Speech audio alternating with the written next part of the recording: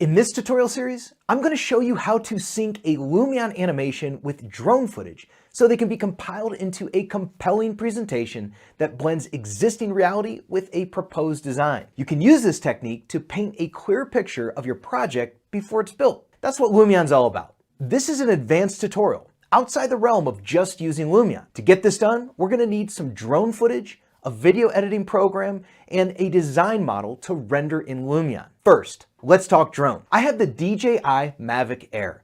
It's a rock-solid starter drone with more than enough capability to capture cinema-worthy shots. Here's a massive renovation I recently designed in Denver, Colorado. I shot this video with my Mavic Air during construction. This is the clip we're going to use to present the proposed design. 3 things to keep in mind when capturing drone footage for an animation background. First, simple movements are best. Just hold the stick to the right and keep your speed low and constant.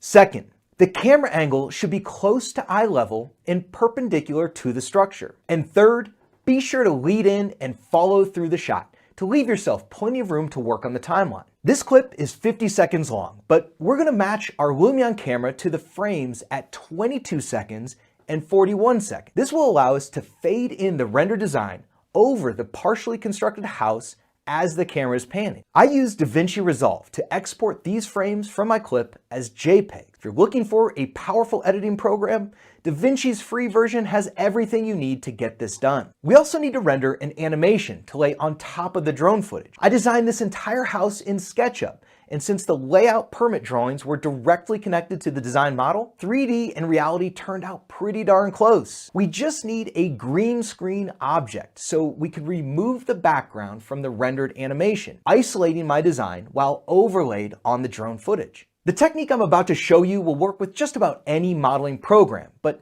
SketchUp is my go-to. Stick with me to the end because there's one critical step to make all of this work in Lumion, and I don't want you to get frustrated like I did. Let's get to it. Okay, so inside of SketchUp, I'm going to click on the File dropdown and choose Open. Now, on my desktop, in my temp folder, I've got my class files folder. And hey, if you'd like to follow along with me, you can click the link in the description to download all the files I'm using in this tutorial today. I'm going to open up this SketchUp model, and this is the file that was linked to the permit drawings. And let's take a look around. As I orbit, you can see that we've got our shadows turned on and our profiles turned on. And I can tell you that if you just go click on this Work Scene tab, it's going to get us into a much snappier, faster moving SketchUp environment. Now, when I'm thinking about like what I want to overlay on top of my drone footage, I definitely don't want to see these kind of generic context houses, and I definitely don't want to see the rest of the site. So I'm going to select these 2 houses and then right click on them, and I'll choose Hide. Then I'm going to double click into the site and right click, and you can see that there's another chunk of the site that I can hide, and then back out of this. And just imagine this, just this portion of our model. If we kind of like recreate that drone footage, this is what we want to overlay on top of that drone footage. All right, so that looks pretty good. Now, the next step inside of SketchUp is going to be to create a green screen object. Now, this is really easy. You could do this in a million different ways. I'm just going to draw one big rectangular square around my model, use my line tool. I'll go straight up on the blue and straight back on our green axis and then right back down on the blue. I'll tap A for the arc tool, and then we'll just give this kind of a rounded off bottom edge there. Use my push-pull tool to push it through. Tap the E key for the eraser and tap Control to soften. And then I'll tap Control again to turn off soften and get rid of those edges. And then I will triple click this geometry and choose Make Group, like that. Now, I do want to make sure that I scale this out, pretty far and wide like that.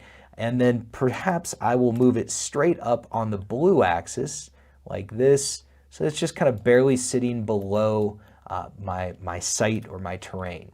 That looks pretty good like that. And then I'll tap the B key for my paint bucket tool. And let's see, I'm going to choose just a simple green screen look, but we're going to change our minds on that. I'll show you just a little bit later when we get to that, one critical piece that's going to make all this work. Okay. So I'll just take a lap around this model. That all looks pretty good. I can save this model, and then we're going to send this to Lumion using LiveSync. Now, the Lumion LiveSync extension is available on the extension warehouse, and once it's installed, you just click play. And now it's going to bundle up this SketchUp model, push it over into Lumion. I'm going to click on Create New, and then we're going to start with a plain environment. All right, so now SketchUp and Lumion LiveSync is doing its thing, and we've got our file lands here over into Lumion. Everything looks good. Now, I'm going to select that model, and then what I like to do is click on the Type In field down here, and on the Y dimension, I'm going to make that a 10, so that our model sits 10 feet up above that Lumion ground plane. You can see what's going on there. Looks good enough, all right? And I just like to insert my models at like a known point. Okay, so now to kind of make the point of like what we need to do here is we're gonna set up a camera, all right? And then we're gonna take a look at our reflections. So we'll go into our photo mode, and I just wanna set up like a simple camera right here, and we'll snapshot our view like that. And then let's see, so you can kind of see how like some of these reflections are happening, you know, let's see, let me orbit around. You know, we're getting some reflections in that glass, right? Like in that pure glass. So if I go back over here, perhaps I'll add an effect of reflections like this. And then we can turn on our speed ray reflections, and maybe I'll even add an reflection plane like that. And let's just add another one like right there. That looks good. And hey, for good measure, let's just add another one here. Looks good. I'll click the checkbox, make sure that we're back on that camera. And when I render this, you know, just do my quick update. Look at how we're getting this like green haze in our glass, right? So that's a bit of a bummer, because what's happening is the green screen is showing up in our reflections. So that's a bad thing, right? Well, there's a little trick that we learned in creating this tutorial of how to get rid of the green screen object in the reflections. So let's hop back into build mode, and we're going to click on our materials and then click on this color here. Now, I can tell you that the first instinct is to go to a standard material, possibly, but here's the thing about pure glass, is that pure glass will not show up in reflections. In pure glass, we can dial the transparency all the way down. We can turn off the reflectivity. We can turn off our glossiness, and then we can choose a different color for the pure glass. Now, I started with a green screen, right?